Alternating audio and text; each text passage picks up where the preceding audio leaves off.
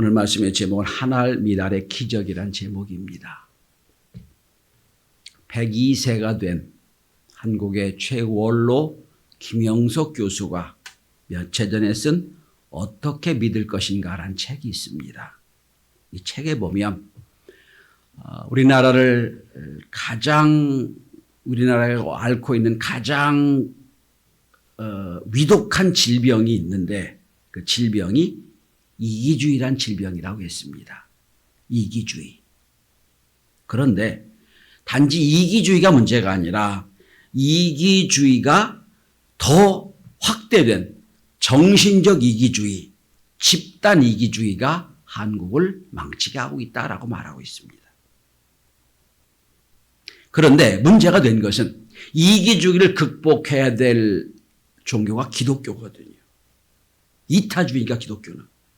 그런데 오히려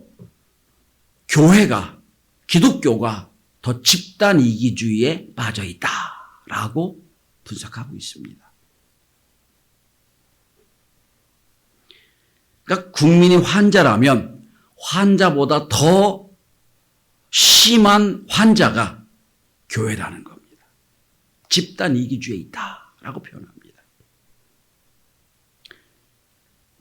그래서 김영석 교수가 자기가 이제 수십 년 동안 학교에 있으면서 대학에 있는 동안에 자기가 경험한 자기는 훌륭한데 잘못이 없다고 사고방식을 갖고 있는 고질적인 병에 걸려있는 두 부류가 있다고 그랬습니다. 이건 고치 못하는 질병이 두 부류가 있는데 첫 번째 부류는 운동권 학생들이라는 거예요. 두 번째 부류는 예수 잘 믿는 보수적인 기독교인들이었다. 무슨 얘기냐면 목적이 선하면 과정이야 관계 없다. 이 공산주의 논리, 이 운동권 논리거든. 이 분석을 책을 읽으면서 맞다. 교회가 사랑을 얘기하고 헌신을 얘기하며 철저하게 자기중심적인 사고방식을 갖고 있는 게 교회고 성도들이라 하는 생각을 저도 동의했습니다. 오늘 본문은 예수 믿는 사람들뿐 아니라 믿지 않은 사람들에게도 잘 알려져 있는 말씀입니다. 24절 한 알의 맨이 땅에 떨어져 죽지 아니하면 한 알 그대로 있고 죽으면 많은 열매를 맺느니라. 안 믿는 사람도 다 아는 본문이에요. 특별히 예수가 이 땅에 오기 전, 기독교가 들어오기 전 이순신 장군이 부하들에게 한 말도 이 말씀과 똑같은 말입니다. 죽으면 살고 살면 죽겠다. 생즉사 사즉생. 똑같은 말씀이에요. 죽으려면 살려면 죽고 죽길 원하면 살 것이다. 이게 부하들에게 했던 명령이에요. 똑같지 않습니까? 저는 안 믿는 사람들이 교회와 성도들을 예수 믿는 사람을 향하여 이기주의에 병들어 있다고 분석하는 이때에 우리가 어떻게 하면 나를 살리고 민족을 살리고 생명을 얻는 하나로 존재할 수 있을까? 어떻게 하면 저와 여러분 우리 교회가 생명을 살리는 교회가 될 수 있을까요? 첫째로 영광의 자리 대신 섬김의 자리로 가야 됩니다. 영광의 자리 대신 섬김의 자리로. 자, 오늘 본문에 돌아가 보십시다. 오늘 본문은 알듯 모르는 대화로 시작을 합니다. 자, 명절, 6월절이에요. 6월절 예수님과 제자들이 지금 6월절을 지내려고 예루살렘 성전에 가 있는 상황이에요. 예루살렘에 와 있습니다. 그랬더니 여러분 20절에 보면 헬라인 몇 사람이 빌립을 찾아와서 말합니다. 우리가 선생님 뵙기를 원합니다. 그러니 다리를 놔주십시오라고 요구하는 거예요. 그래서 빌립도 안드레와 빌립이 예수님에 가서 묻졌습니다. 여쭤옵니다. 저들이 예수님을 뵙고자 합니다. 여러분, 예수님은 누구든지 오라고 했잖아요. 그러니까 예수님 만나기 원합니다. 그랬더니 당연히 놔주면 되는 거잖아요. 여기에 오래된 전승,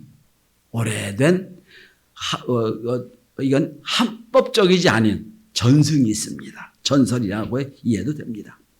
헬라 사람, 예수를 찾아온 헬라 사람이 누구냐면 이집트 국경 근처에 작은 에데스라 왕국이 있는데 에데스라 왕국에서 온 사신들이라는 겁니다.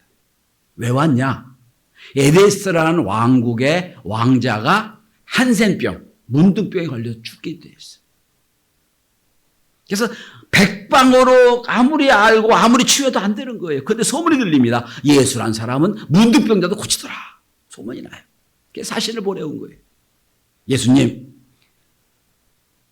듣자 하니 소문에 의하면 십자가를 준비하고 예수를 죽인다고 하는 소문이 우리도 알고 있는데 여기서 당하지 말고 우리 땅으로 갑시다. 우리 땅에 오면 왕자만 고쳐주면 평생 행복하고 안전하게 살 수 있습니다. 이런 제안을 했다는 겁니다. 성경은 그 말씀이 쫙 빠져 있죠. 그죠? 자, 그런데 그 얘기를, 그 제안을 듣자마자 주님 말씀하시기 23절이에요. 인자가 영광을 얻을 때가 왔도다. 예수님 여러분 에데스로 가십니까? 안 가시죠. 십자가를 지시죠. 야, 그래, 너희들 말대로 내가 에데스라는 곳에 가서 까짓것 한센병 걸린 왕자를 치료해주면 거기서 평생 대우받으며 살 수 있을 거예요. 거기는 영광이 있고, 거기는 행복이 있고, 거기는 편안함이 있어. 근데 내가 가는 그 길, 십자가의 길이야. 내가 가는 그 길, 죽음의 길이야. 그런데 나는 죽음을 넘어서는 부활의 영광을 알기에 그곳으로 갈 거야. 오늘 본문에 그게 인자가 영광을 얻을 때가 왔도다.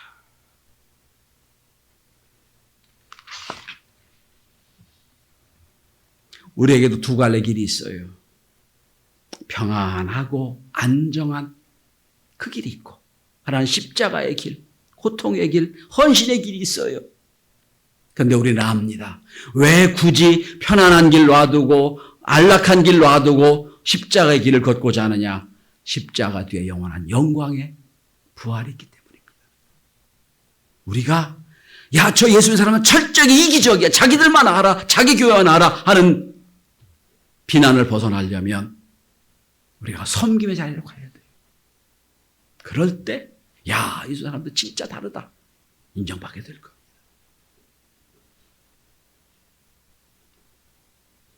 두 번째로 사는 자리가 아니라 죽는 자리로 가야 됩니다.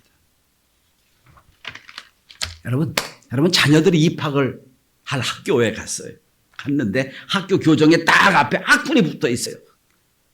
학교 교훈이 붙어 있는데 뭐라고 붙어 있냐면 월급이 적은 쪽을 택하라. 왕관이 아니라 단두대가 기다리는 곳으로 가라. 라는 표현이 쫙 붙어 있으면 무슨 생각이 들겠어요? 아니 무슨 성공해라 잘 되라 하는 게 아니라 월급이 적은 곳으로 가라 라고 붙어 있으면 무슨 생각이겠어요? 여러분? 뭐 이런 학교가 다 있었겠지요. 거창고등학교 앞에 붙어 있는 월급 그 직업 선택의 10계명입니다. 읽어드리겠습니다. 월급이 적은 쪽을 택하라. 첫째, 둘째, 내가 원하는 곳이 아니라 나를 필요로 하는 곳으로 가라. 셋째, 승진의 기회가 거의 없는 곳으로 가라. 넷째, 모든 조건이 갖춰진 곳을 피하고 처음부터 시작해야 되는 황무지를 택하라. 다섯 번째, 앞을 다투어 모여드는 곳에 절대 가지 말라. 아무도 가지 않는 곳으로 가라. 여섯 번째, 장래성이 없다고 생각하는 곳으로 가라. 일곱 번째, 사회적 존경을 바랄 수 없는 곳으로 가라. 여덟 번째, 한가운데가 아니라 가장자리로 가라. 아홉 번째, 부모가 아내가 결사 반대하는 곳으로 가라. 틀림없다. 의심하지 말고 가라. 열 번째, 왕관이 아니라 단두대가 기다리는 곳으로 가라. 완전 뒤집어 놨잖아요. 1980년대 4대 교장인 정성원 선생이 만들고 5대 교장인 도정은 선생 때부터 학훈으로 만들어졌어요. 끊임없이 교육시킨다고요.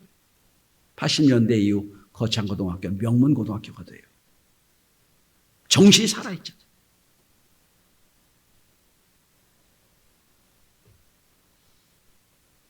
저는 상당히 기독교적으로 생각을 해요. 다 기독교적이에요. 이게 뭐예요? 죽는 자리잖아요. 성공하는 자리가 죽는 자리로 가라. 3년 전 코로나가 한창이었을 때 제 후배 선교사 하나가 필리핀에 선교를 하고 있었어요. 근데 여러분 필리핀은 열악해요. 무기위로가 열악하기 때문에 뭐 걸리면 그냥 많은 원주민이 다 죽었어요. 그러니까 겁이 나니까 선교사와 그 가족이 야 이게 빨리 비행기 표를 얻어가지고 한국에 와야 되겠다 생각을 하고 막 비행기 표를 구하고 있는 중. 근데 같은 건물에 미국인 선교사가 살고 있었대. 싫어합니다. 야 미국 선교사를 찾아가서 선교사님 언제 미국에 들어가세요? 물었답니다. 우린 지금 막 준비하고 가려고 합니다. 그랬더니 미국 선교사가 정색을 하며 이 후배에게 이렇게 말했답니다. 선교사님 어디를 갑니까? 여기서 죽으려고 오지 않으셨나요? 이 말에 정신이 바짝 났다고 그래요. 선교사가 어디를 갑니까? 여기서 죽으러 오지 않았어요. 여러분 우리나라 선교사들 여기서 한국에서 많이 죽었어요. 수백 명이 죽고요. 여러분 양화진 여러분 요새 가면 선교사님 모자가 쫙 있어요. 그들이 여러분 돈이 없어 한국에 왔나요? 아니에요. 미개한 나라 죽으러 온 거예요. 그래서 기독교가 된 거예요. 근데 십자가를 지라고 강조하는 교회에서마저도 죽는 자리 안 가려고 그래요. 보여지는 자리, 편안한 자리 가려고 그래요. 안 보여지고 죽는 자리 안 가려고 그래요. 아니, 교회 자체도 그래요. 가려져 있거나 안 보이거나 몰라주는 자리 안 하려고 그래요.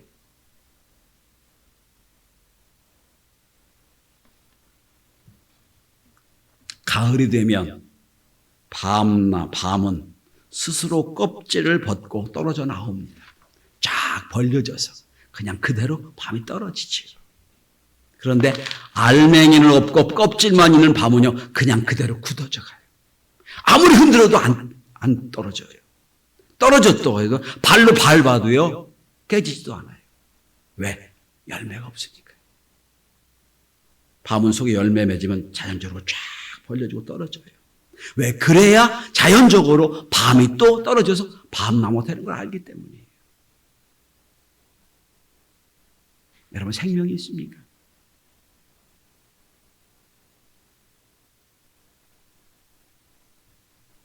사는 자리가 아니라 죽는 자리로 갈 때 거기 새 생명의 역사가 있는 거예요. 세 번째로 여러분 오늘 26절을 주목해 보십시다. 사람이 나를 섬기려면 나를 따르라 말씀하셨어요. 예수님은 마태복음 16장 24절에서 말씀합니다. 누구든지 나를 따라오려거든 자기를 부인하고 자기 십자가를 지고 나를 따를 것이다 그랬어요. 나를 따라오려면 자기를 먼저 부인해라. 첫 번째 조건이에요. 자기를 부인해라. 이게 뭘까요? 자기 주권을 포기하는 거예요. 제가 자주 말씀드려요. 인생의 주어를 바꾸는 거다. 여러분 가장 아주 쉽게 표현하면 내 주권을 포기하는 게 뭡니까? 우선순위를 하나님께 먼저 두는 게 내 주권을 포기하는 거예요. 주일이 됐어요. 주일에 교회 안 나올 옵션이 너무 많아요. 친구 만날 수도 있고요. 늦게까지 게으름 부릴 수도 있고요. 그 다음에 여러분 여러 가지 다른 이유로 교회 안 나올 이유가 얼마나 많은지 몰라요. 조금 몸이 좀 콧물 나와도 아이고 몸이 안 좋아서 안 가고 얼마나 많은지 몰라요. 그런데 주님을 따르는 삶은 토요일 밤부터 달라집니다. 토요일 내일 주일 예배 드려야 되는데 졸면 안 되지. 마음에 준비를 해야지. 일찍 자요. 그죠? 주일날 예배 드리러 가야 되는데 옷 지저분하면 안 되지. 옷을 딱 준비해 미리 걸어놓고 자요. 이게 뭐예요? 주권이 하나님께 있는 거예요. 하나님은요, 내 할 거 다 하고 남은 시간 하나님 드리는 것 원치 않으세요. 거지처럼 하나님 섬기는 거예요. 하나님 우선순위로 드리는 거예요. 이게 하나님 원하시는 신앙이에요. 이게 주님을 따르는 거예요. 따른다는 게 뭡니까? 자, 나를 부인하고 하나님 따른다는 게 뭐예요? 수동적으로 끌려가는 게 아니에요. 능동적으로 하나님을 따라가는 거예요. 능동적으로. 최근에 노래 경연대회에서 나온 가수가 한 말이 참 신앙적이었어요. 저는요, 여기 목숨을 걸고 나온 거 아니에요. 인생을 걸고 나왔습니다. 하더라고요. 심사위원들이 물어요. 아니, 목숨 걸고 인생 거는 게 뭐예요? 하는 얘기가 그겁니다. 목숨은요, 한 번 금방 죽을 수 있어요. 순식간에 죽을 수 있어요. 그건 순간이고요. 인생은 길거든요. 참 신앙적이더라고요. 여러분, 우리가 좀 따르는 게 뭐예요? 뭐 잠깐, 이거 쉬워요. 내 인생 전 관통해서 주님을 따르는 건 힘든 거예요. 그게 뭐예요? 주님 따르는 거예요. 며칠 전 중앙일보에 허진 기자가 쓴 컬럼에 이런 컬럼이 있었습니다. 누구 이빨 빠진 사람이 있어? 라는 게 컬럼의 제목입니다. 그러면서 이 정권이 이렇게 민심을 잃어버린 이유를 이렇게 설명합니다. 이 정권 고위 관료 중에 일하다가 너무 힘들어서 이빨 빠진 사람이 있냐고. 그런 소문 들어본 적 있냐고. 없다는 거예요. 그런데 전 정권들에서 청와대 수석들은 너무나 힘들게 일해서 이빨 빠졌다는 것이 많은 사람이 있었다는 거예요. 저는 생각합니다. 아니, 이 땅 5년 그 정권을 위해서도 그렇게 목숨을 걸고 일하는데 하나님 나라를 위한 사람들이, 그렇죠. 저는 정권에 관심이 없고, 저는 설교 시간에 정권 얘기도 정치가 거의 않지 않습니까? 필요할 필요가 없어요. 근데 이게 아픈 거예요.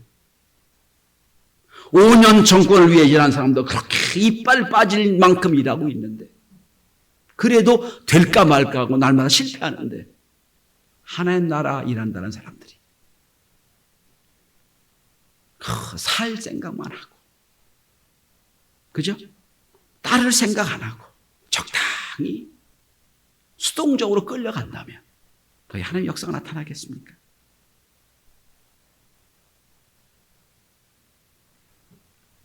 지난번 감리교 총회에서 아프리카 한 선교사에게 선교 대상을 줬어요. 아프리카 케냐의 안차노 선교사에게 선교 대상을 줬습니다. 근데 안차노 선교사는 그 무시무시하다고 하는 마사이 부족의 명예 대주장으로 35만 마사이 주장의 위에 있는 대주장을 인정받은 사람입니다. 드러스심이란 책의 주인공이기도 합니다. 1952년 충남 연계에서 출생을 합니다.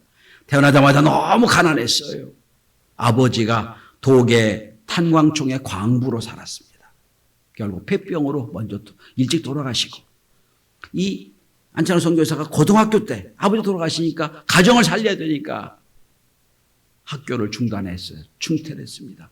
그리고 물론 아버지 살아있을 때도 계속 방학 때마다 탄광에 가서 아버지처럼 탄광 아르바이트를 했다고 그럽니다. 고등학교를 중퇴하고 군대 가야 되니까 7년 동안 특수부대 군대를 마치고 와서 중졸이니까 어디 갈 데가 없잖아요. 아버지처럼 다시 탄광에 들어갑니다. 가서 일하고 있습니다. 내 인생이 꼬이고 이렇게 힘들 수가 없다고 그러고 술로 지새던 어느 날 탄광에서 석탄 채굴하다가 그만 탄광이 무너지게 됩니다. 갱도가 무너지게 돼요. 이제 죽었구나. 무너져서 깔려 있습니다. 근데 저쪽에서 소리가 들려요. 자네 예수 믿나? 아니 지금 죽을 지경인데 지금 사냐 죽었는데 무슨 예수 믿어? 나 그런 거 예수 안 믿어요. 나 그런 거 관심 없어요. 얘기했답니다. 그랬더니 그 목소리의 주인공이 이렇게 말하더랍니다. 내 경험상 이 정도 탄광이 무너지면 우리는 사랑할 방법이 없다. 그런데 천국과 지옥이 있다면 넌 죽어서 어디로 갈 것 같으냐?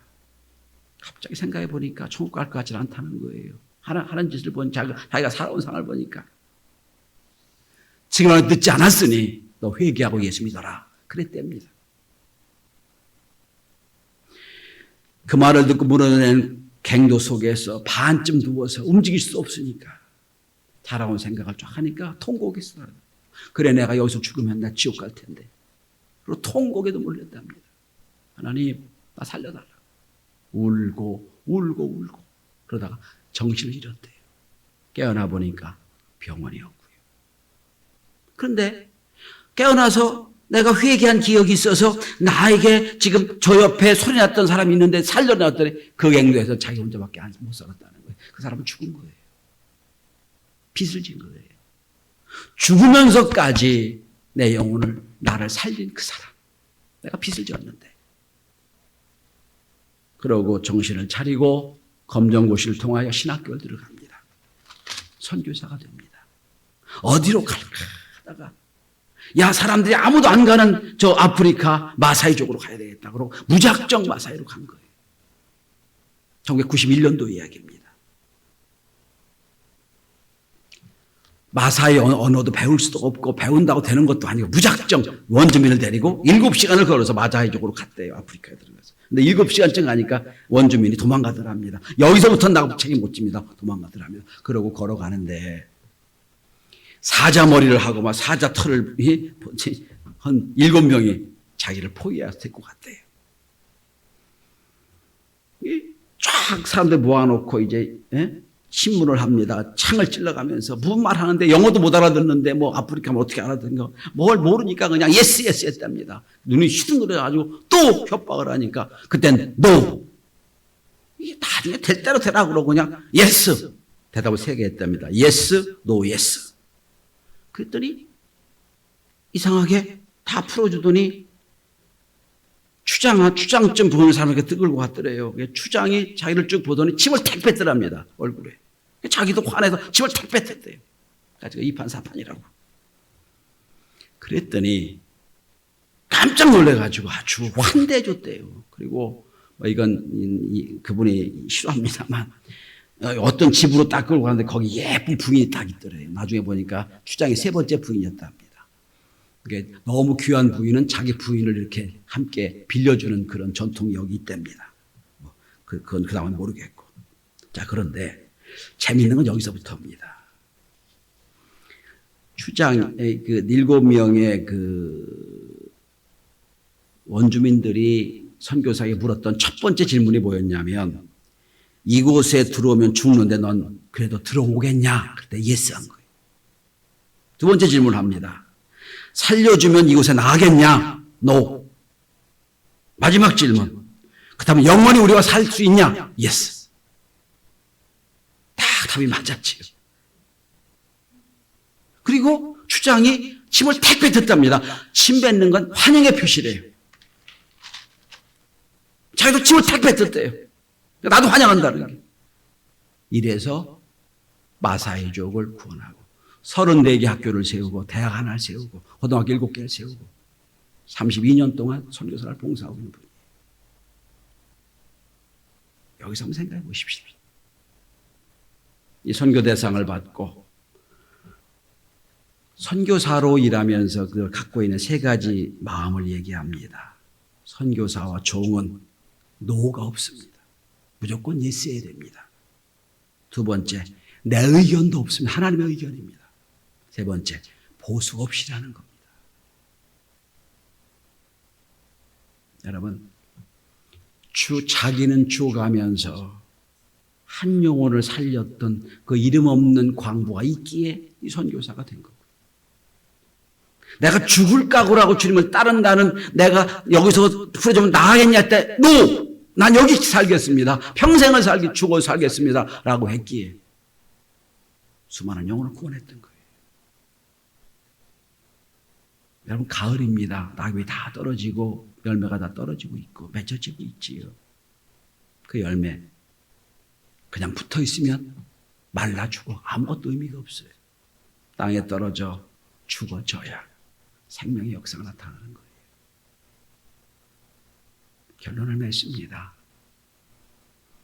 한 알 밀의 기적은 어떻게 일어납니까? 한 알의 미라의 기적은 어떻게 일어납니까? 영광의 자리 대신 섬김의 자리로 갈 때 일어납니다. 죽어야 열매를 맺습니다. 그리고 주님의 뒤를 따른 순간적인 한 번이 아니라 내가 일평생을 통하여 주님을 따른다고 생각할 때 거기 역사가 나타납니다.